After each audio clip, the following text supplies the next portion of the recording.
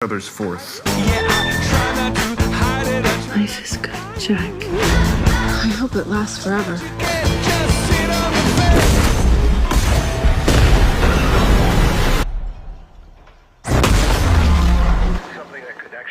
Let's watch a sitcom or something. No! They're calling it the airborne toxic event.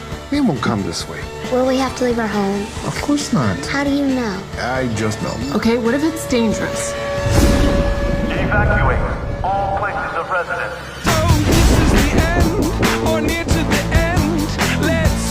We have a situation.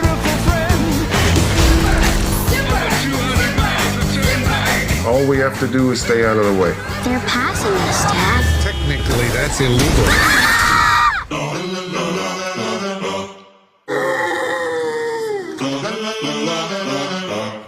Do sheep have lashes?